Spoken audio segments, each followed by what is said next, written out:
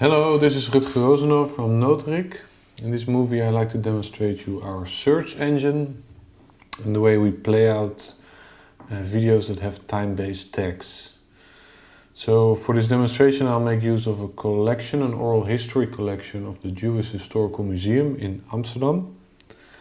This collection contains around 1800 interviews, which are all around 2 hours long. So you can imagine it goes almost up to 4,000 hours of video. So there's quite a challenge to make the end user search in an efficient way through this collection. And we do that by putting time-based tags on the interview timeline, so people can find specific fragments. Let me show you first, let's do a basic search just on Amsterdam. At the moment we have 1815 interviews, Amsterdam, and I enter. And now if you do the search you still have quite a lot, 1513 results. So the end user is not really helped with this. He still has to go through a lot of search results to find what he wants. So especially for this reason we offer all kind of advanced filtering options. So for instance you could search on a person if you know just the last name you want to find. Or on a location, let's say you're interested in a specific village that people have maybe some experiences in.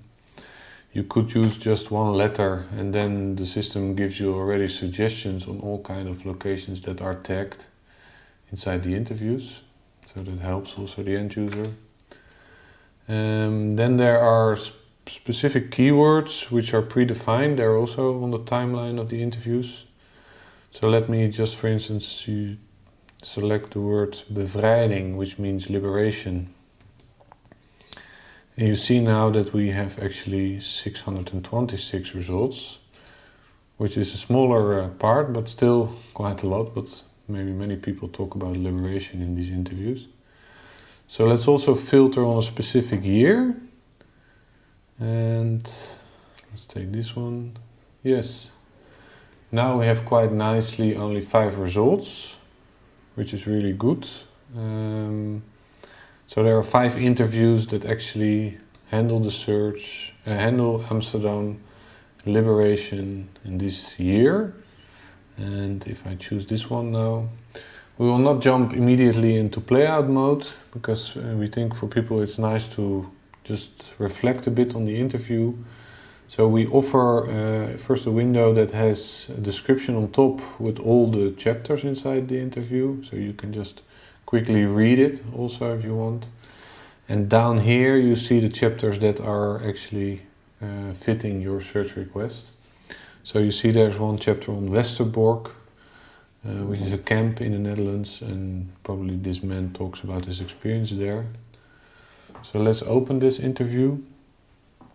And you see the player, it starts, but it's... Somehow, I guess the Dutch... Let me mute the audio.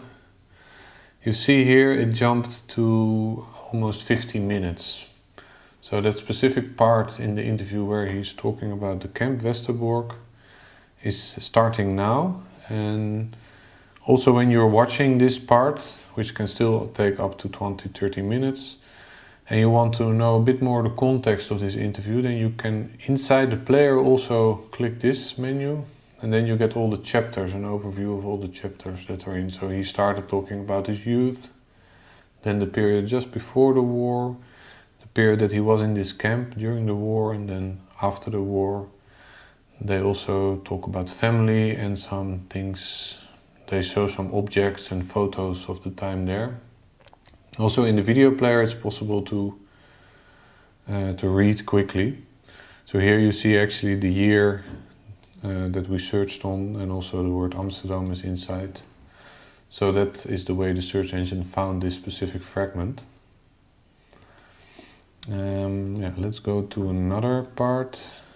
Now it jumps to 1 hour and 40 minutes and he starts talking about the period after the war. So this is kind of how we show interviews that have time-based information, and we help end users to quickly navigate the parts that are interesting for them. If you are interested in this method, so it's the searching, the time-based playout, please contact us and we can discuss your project. Also, it's interesting maybe to see the movie, the demonstration movie that we have on the time-based tagging tool. So how do you put all this time-based information on these videos? Because that's also good to know if you start a certain project. Okay, thank you for your attention.